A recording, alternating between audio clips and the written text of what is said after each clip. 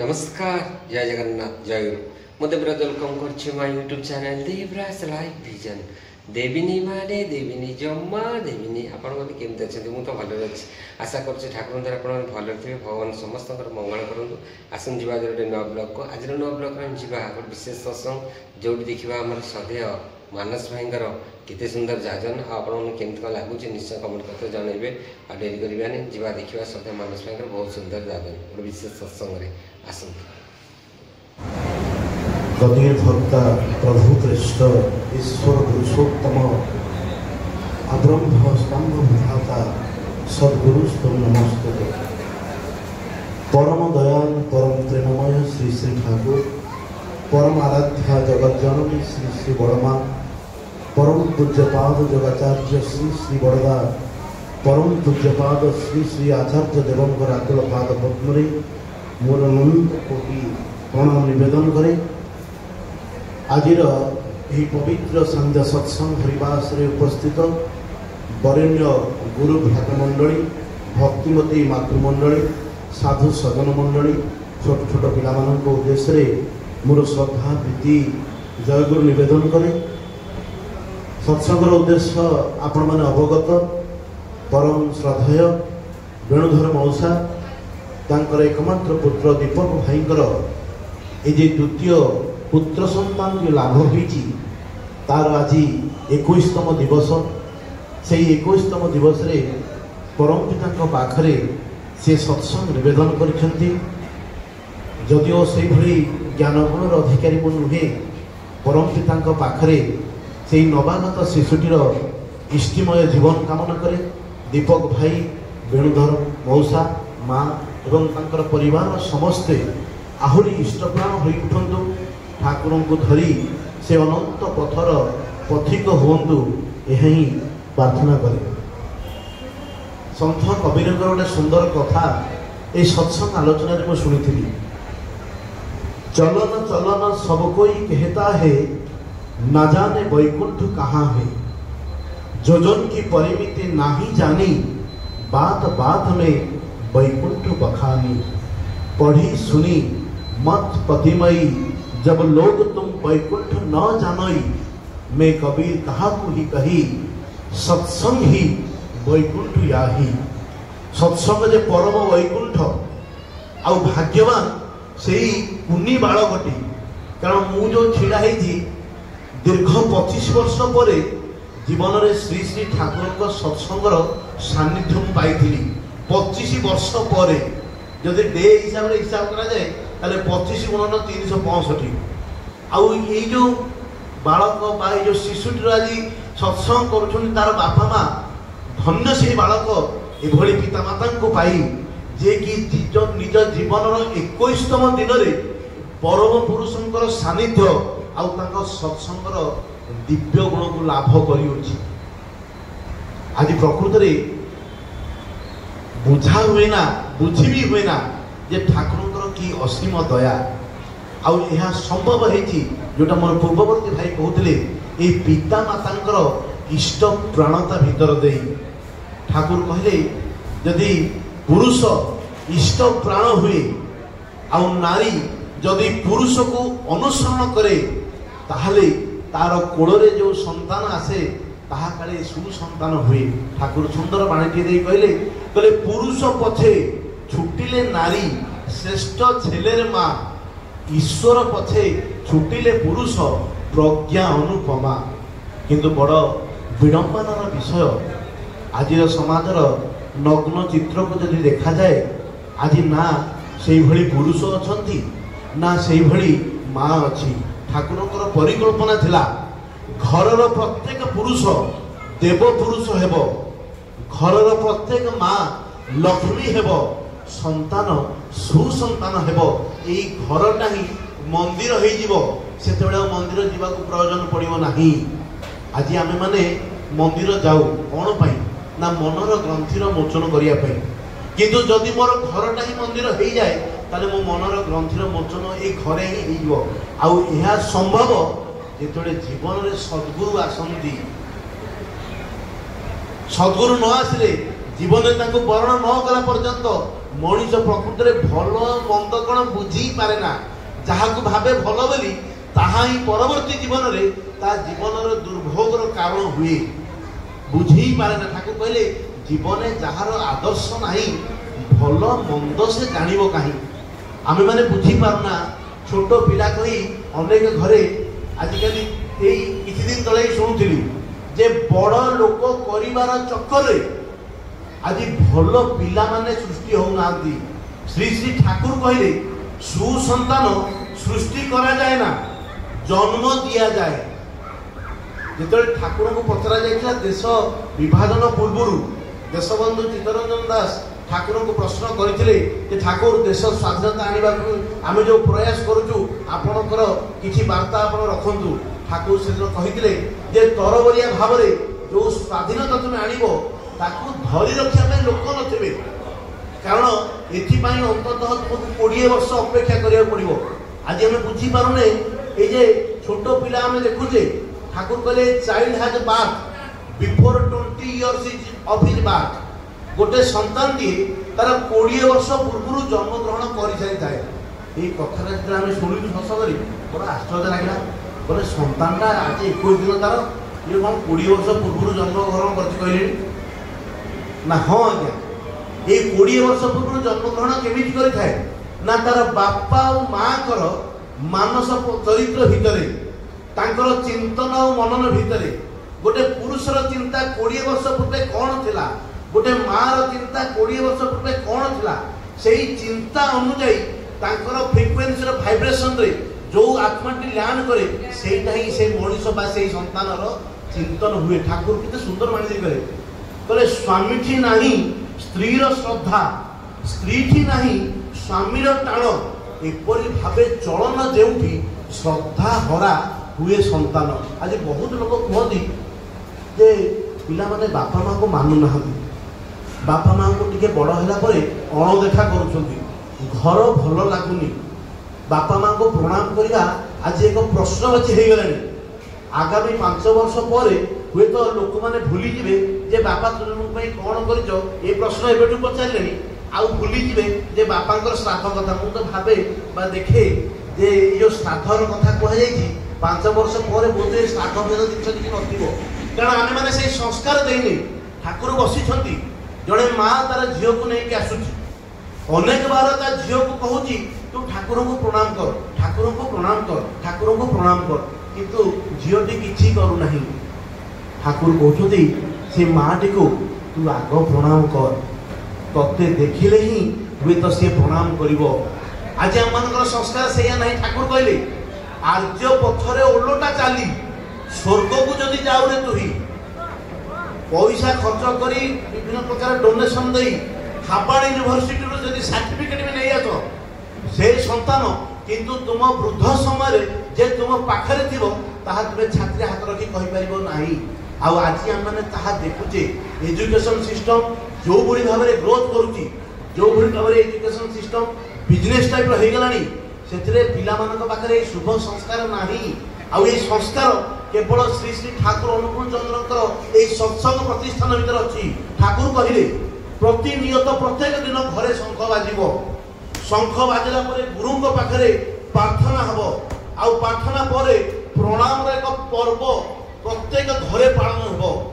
स्वामी तार स्त्री को प्रणाम करिवो स्वामी और स्त्री तार बापा बा जेजेमा को प्रणाम करिए। जो छोट पिलाटा जोटा को भाई कहते पूर्व ये छोट पिलाटा तार मिटी मिटी आखि भीतर देखिबो जे मोर बापा मोर जेजेमा को प्रणाम करुछुंदी मोर जेजेमा को प्रणाम करुछुंदी तेणु मु मध्य ताको प्रणाम करी। यही शिक्षाटा ठाकुर से कहले ना लेखा पढ़ारे दक्ष हेले शिक्षा ताको कहे ना अभ्यास व्यवहार सहज ज्ञान नहले शिक्षा हुए ना।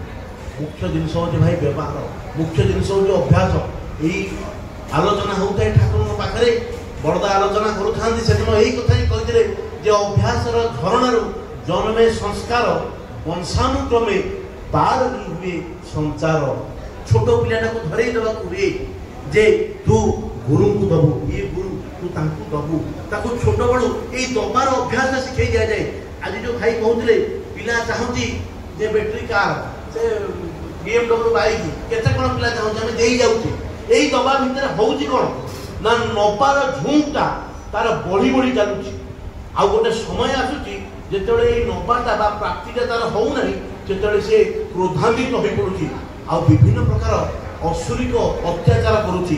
ଠାକୁର କହିଲେ ନା, ଛୋଟବେଳୁ ତାକୁ ଦବାର ଅଭ୍ୟାସଟା ଶିଖେଇ ଦେବାକୁ ହବ। ଠାକୁର କହିଛନ୍ତି ଯେ ଯେତେବେଳେ ସନ୍ତାନଟା ମାତୃ ଗର୍ଭରେ ଥିବ ସେଇ ସମୟରୁ ହିଁ ତାକୁ ଦବାର ଅଭ୍ୟାସଟା ଶିଖେଇ ଦେବାକୁ ପଡିବ। କେମିତି? ଜଣେ ପ୍ରଶ୍ନ କଲେ ଯେ ମାତୃ ଗର୍ଭରେ ତ ଅଛି, ସେ ଦବ କେମିତି? ନା ତାର ମା ନିଜ ମାଧ୍ୟମ ଦେଇକି ତାର ପୁଅ ପାଇଁ ଇଷ୍ଟ, ପୁଅ କି ଝିଅ ଯାହା ବି ଅଛି ଗର୍ଭରେ ତା ପାଇଁ ଇଷ୍ଟପତି ଦବ। ଯେତେବେଳେ ମନ୍ତ୍ର ପଢିବ ଯେ ଜୀବ ଜଗତ ଜୀବନ କାରଣ କରୁଣାମୟ ପ୍ରଭୁ, এই ମନ୍ତ୍ର ଉଚ୍ଚାରଣ କରି ଯେତେବେଳେ ପେଟରେ ଛୁଆଇ ଦବ, ସେତେବେଳେ ସେ ଭିତରେ ରହିଥିବା ଆତ୍ମାଟା ବା ସେଇ ସନ୍ତାନଟା ଏଇ ଭାଇବ୍ରେସନ ପାଇବ ଯେ ମୋର ମା ପ୍ରତିନିୟତ ସକାଳୁ ଉଠି କାହାକୁ ଜଣେ ଦିଏ। ଯେତେବେଳେ ସେ ଭୂମିଷ୍ଠ ହବ ଜାଣିବ, ଆରେ ୟାକୁ ହିଁ ଦେବାକୁ ପଡିବ। ଆମେ ଭାବୁଛେ ଯେ 21 ଦିନର ପିଲା କିଛି ଜାଣିପାରୁନା। ଠାକୁର ନିଜେ ହିଁ କହିଲେ 2 ବର୍ଷରୁ 5 ବର୍ଷ ବୟସ ଭିତରେ ପିଲା ଯାହା ଶିଖିନିଏ ତାହା ତାର ଏଣ୍ଟାର ଜୀବନକୁ ନିୟନ୍ତ୍ରିତ କରେ। କିନ୍ତୁ ବଡ଼ ବିଚିତ୍ର ବିଷୟ, 3 ବର୍ଷ ପରେ ଆମେ ପିଲାଙ୍କୁ ପ୍ଲେ ସ୍କୁଲରେ ଆଡମିଟ୍ କରିଦେଉ। ଠାକୁର ପସନ୍ଦ କରୁନଥିଲେ। ଠାକୁର କହୁଥିଲେ ଅନ୍ତତଃ 10 ବର୍ଷ ଯାଏ ଗୋଟେ ପିଲାକୁ ତାର ବାପା ମାଙ୍କ ସାନ୍ନିଧ୍ୟ ଭିତରେ ଏହି ଜୀବନକୁ ଅତିବାହିତ କରିବା ଦରକାର। ତା ଫଳରେ ସେ ବୁଝିବ ଯେ ବାପା ମାଙ୍କର ଭୂମିକାଟା ମୋ ଜୀବନରେ କେତେ ଗୁରୁତ୍ୱପୂର୍ଣ୍ଣ। ଠାକୁର ହିଁ କହିଲେ ପିତା ଧର୍ମ, ପିତା ସ୍ୱର୍ଗ, ପିତା ହିଁ ତପର ନନ୍ଦନା, ପିତୃ ପ୍ରୀତି ପ୍ରସାରିଣୀ, ସବୁ ଦେବତାଙ୍କର ବନ୍ଦନା। ପୁଣି ଠାକୁର କହିଲେ ମାତୃ ভক্তি অতুর যত সেই ছেলে হয় কৃতি তত। আজ রাবণ হয়তো বিরাট বড় মানে দুরাচারী ଥିଲା, কিন্তু তার এই মা উপরে অকাল্য টাণ ଥିଲା। কিন্তু যেহেতু অসত্র ছত্র ছায়া তার ଥିଲା, তার জীবন আজ দুর্বহ হয়ে গেল। আমি প্রভু রামচন্দ্রଙ୍କ কথা দেখিছে, যে কি পিতৃভক্ত ଥିଲେ, মাতৃভক্ত ଥିଲେ। মা কইকেই যে কি কুচক্র করে তাকে মানে 14 ବର୍ଷ বনবাস পঠাইলে, তথাপি ମଧ୍ୟ ମାଙ୍କ ପ୍ରତି ପାଟିରୁ କେବେ କଟୁ କଥା ବାହାରି ନଥିଲା। କାହିଁକି ନା ସେ ବୁଝିଥିଲେ ଯେ ମୋ ମା କେତେ କଷ୍ଟ କରି ମୋତେ ଲାଳନ ପାଳନ କରିଛନ୍ତି। ଆଜି ପିଲାମାନଙ୍କ ଭିତରେ ସେଇ ବୁଝିବା ଆଜି ଆଉ ନାହିଁ। କାହିଁକି ନା ଆମେ ସେଇ ଦର୍ଶନ ତାଙ୍କୁ କରେଇନି। ଛୋଟବେଳୁ ଆମେ ଯେମିତି ଜାଣିନଥିଲେ ଯେ ଜୀବନରେ ଠାକୁର ଅନୁକୂଳ ଚନ୍ଦ୍ର ସଦ୍ଗୁରୁ ତାଙ୍କୁ ଧରିଲେ ଜୀବନରେ କି ପରିବର୍ତ୍ତନ ହେବେ ଜାଣିନଥିଲେ। ଆମେ ଛୋଟବେଳୁ ବୁଝିଥିଲେ ବିଭିନ୍ନ ଦେବାଦେବୀଙ୍କର କଥା, କେବେ ଗଣେଶଙ୍କର କଥା, କେବେ ପାର୍ବତୀଙ୍କର କଥା। କିନ୍ତୁ ଏଇ ଗଣେଶଙ୍କ କଥାକୁ ଯଦି ବି ଧରାଯାଉ, ତାହେଲେ ଆମେ ଗଣେଶଙ୍କର ଗପ ଶୁଣିଥିଲେ ଯେ ଯେତେବେଳେ ବିଶ୍ୱ ପରିଭ୍ରମଣରେ ଉଭୟ ପୁତ୍ର କାର୍ତ୍ତିକ ଆଉ ଗଣେଶ ବାହାରିଥିଲେ, କାର୍ତ୍ତିକ ତାଙ୍କ ବାହନ ଉପରେ ବସି ବିଶ୍ୱ ପରିଭ୍ରମଣରେ ବାହାରିଲେ, ଆଉ ଗଣେଶ ନିଜର ବୁଦ୍ଧିମତାର ପରିଚୟ ଦେଇ ନିଜର ବାପା ଆଉ ମାଙ୍କର ଚତୁଃପାର୍ଶ୍ୱରେ ଘୁରିଥିଲେ। ଆଉ ସେଥିପାଇଁ ସିଏ ଜୟୀ ହେଇଥିଲେ। ଆଉ ପରବର୍ତ୍ତୀ ସମୟରେ ସେ ଆଶୀର୍ବାଦର ମଧ୍ୟ ଅଧିକାରୀ ହେଇଥିଲେ। ଠାକୁର ନିଜେ କହିଲେ ଯେ ଦେଖିକି ପାରୁଛ ଜୀବ ଏମହି ମଣ୍ଡଳେ, ଈଶ୍ୱର ଯାର ନାମ ଲୋକ ଯାକୁ ବୋଲେ। ତୁମେ ଯଦି ସେ ଈଶ୍ୱର ଦେଖି ନ ପାରିଲ, ସେ ପଦ କମଳେ କେନ୍ଦ୍ର ନିବେଦିବ ଫୁଲ। ମୁଁ ତ କହେ ଭ୍ରମଏ ବିଶ୍ୱାସ, ପିତା ମାତା ଦେବା ଦେବୀ ଏହି ଧରା ତଳେ। ପୂଜ ଜୀବ ପଦ ତାଙ୍କ ଭକ୍ତି ପୁଷ୍ପ ତଳେ। ତାଙ୍କୁ ପୂଜିଲେ ଜୀବ ମନର ବିକାର, ଧର୍ମ ଅର୍ଥ କାମ ମୋକ୍ଷ ମିଳେ ଅନିର୍ବାର। କିଛି ଦିନ ତଳେ ଗୋଟେ ଘଟଣା ଦେଖୁଥିଲି ଭିଡ଼ିଓଟେ, ଯେ ପ୍ରକୃତରେ ମାଟି 9 ମାସ ଗର୍ଭରେ ସନ୍ତାନକୁ ରଖେ, କିନ୍ତୁ ବାପାଟି ଜୀବନର ଶେଷ ପର୍ଯ୍ୟନ୍ତ ତାର ସନ୍ତାନକୁ ଏହି ମସ୍ତିଷ୍କ ଭିତରେ ବହନ କରିକି ଚାଲେ।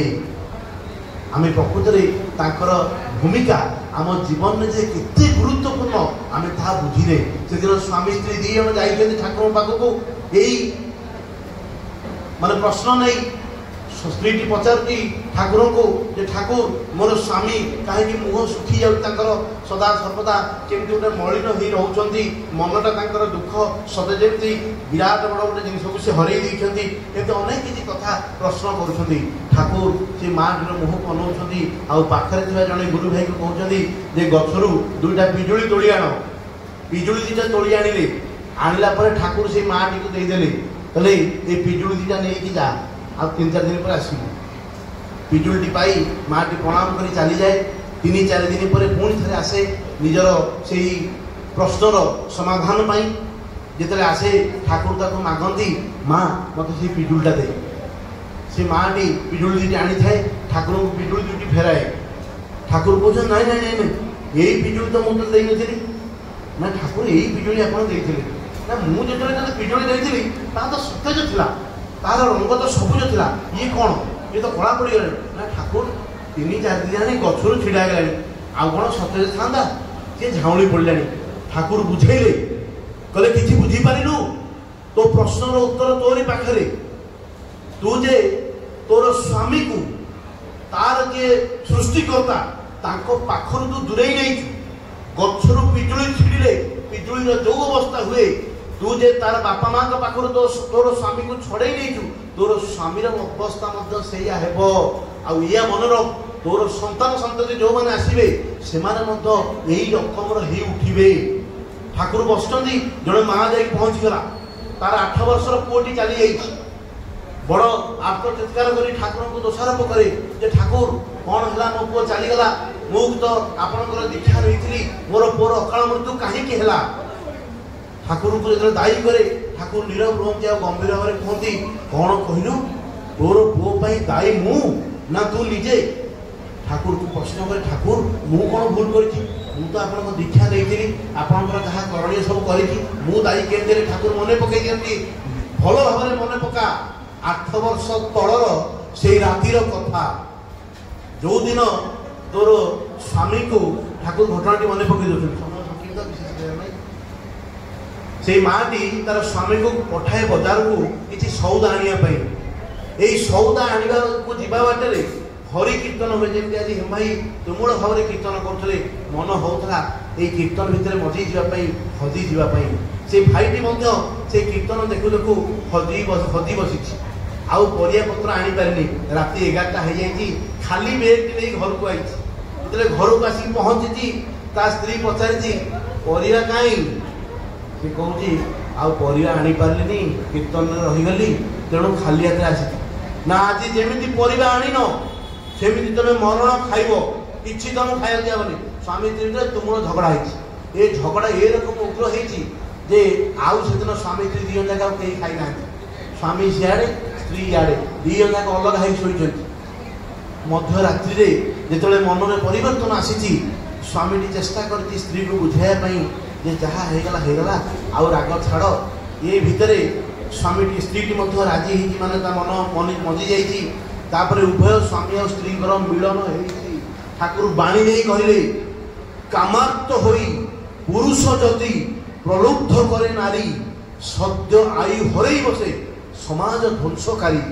ଯୋଉ ରାଗ ରୋଷା ଭିତରୁ, ପରସ୍ପରର ଦୋଷ ଦେଖା ଭିତରୁ ଏଇ ଯୋଉ ମନ ଭାବାପନ୍ନ ଦେବୁନ ହେଇଛି ପହଞ୍ଚିଲା ନାରୀ ଜନନରେ। ଠାକୁର କ'ଣ କହିଛନ୍ତି, ନାରୀ ଯେଉଁଭଳି ଭାବରେ ପୁରୁଷକୁ ଉଦ୍ଦୀପ୍ତ କରେ, ପୁରୁଷ ଠାରୁ ସେଇ ଭାବ ହିଁ ନାରୀ ଠାରେ ଜନ୍ମ ଗ୍ରହଣ କରେ।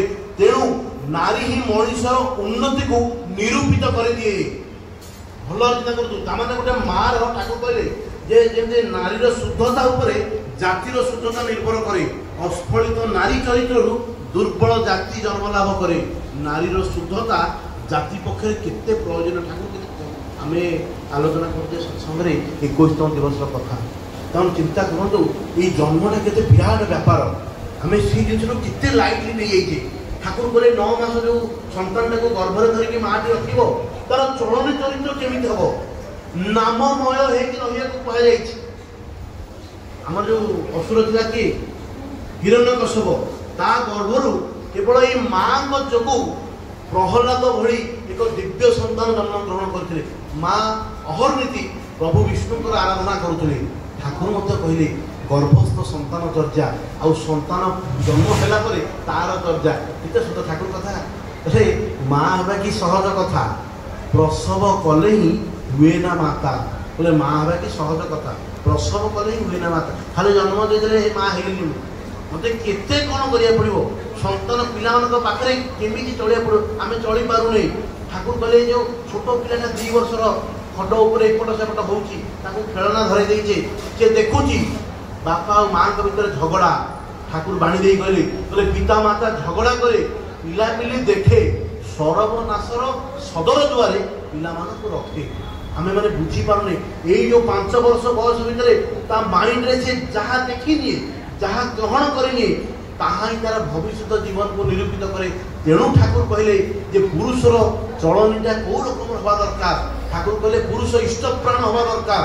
पुरुष यदि इष्टप्राण न हुए प्रवृत्तिगत हुए ताले से समाज ध्वंसकारी से पुरुष ठारू बा से माँ ठारू जो संतान उदित हुए से संतान स्वल्प आयु हुए क्षीण स्वास्थ्य संपन्न हुए। आज बहुत लोग मेडिकल को दौड़ मु देखे जो स्कूल को गोटे गोटे परिवार पिला माने आसंती तांको परिवार रे हुए तो समाने समस्त इस्कन डिवोटी पिला माने खूब हृष्टपुष्ट काहे ना सेमाने आध्यात्मिक चिंतन मनन भीतर अछंती। तेणु तांकर शरीर खूब हृष्टपुष्ट बाह्यिक बा नेगेटिव वाइब्रेशन से शरीर को केबे भी स्पर्श करि पारे ना। सेथिपई ठाकुर कहले जीवन में दरकार सद्गुरु। सेथिपई ठाकुर कहले जीवन में दरकार ए सतनाम आ जीवन में दरकार ए सत्संग। मनीष जदि सत्संग आसे ताहले से बुझे जीवन प्रकृत रहस्य। आज प्रकृत में समय तो अतिक्रांत आ विशेष किसी कहबार नहीं। ये जो छोट पुओटी शिशुटी जार आज 21तम दिवस परम पिता पाखे यही प्रार्थना करे जे सी तो भाग्यवान निश्चित जे 21तम दिन में प्रभुंर सत्संगर सानिध्य सी पाई। तार जीवन किभली इष्टमय हो तार बापा माँ ताको आहुरी इष्टप्राण कर तोड़ू। यही सत्संग छत्र छाया तले रही सी तार बापा माँ को आजीवन भल पाऊ ताको मन पकई रखे बड़ हे जे तोर 21तम दिवस में एक सत्संग आयोजन होता ताहले से बुझिबो जे मो बापा को जन्मदिन में मु एक सत्संग आयोजन करी। आज आम जन्मदिन तो अनेक पालन करूँ किंतु भूली जाऊ यही सृष्टिकर्ता बा जी मते जन्म देखती तांकर जन्मदिन पालन करने ठाकुर कहले जो दिन ये रिवर्स मेकानिजम आरंभ हम बापा और माँ जन्मदिन घरे घरे पालन हम से जान जे युग परिवर्तन द्वार देश में विशेष किसी कहबार नहीं। एठारे उपस्थित समस्त भाई और माँ मान जीवन किभली इष्टिमय हो मधुमय हो समस्ते ठाकुर को धरी जीवन वृद्धि पथरे आगे चलतु यही पाठ। आज ब्लॉग आम देखिले केमती श्रद्धा मानस भाई केते सुंदर आयोजन आपने केमती लगे निश्चय कमेंट कर जानवे पुणी देखा गोटे नुआ ब्लॉग रोचे आप देवराज नमस्कार जय जगन्नाथ जय।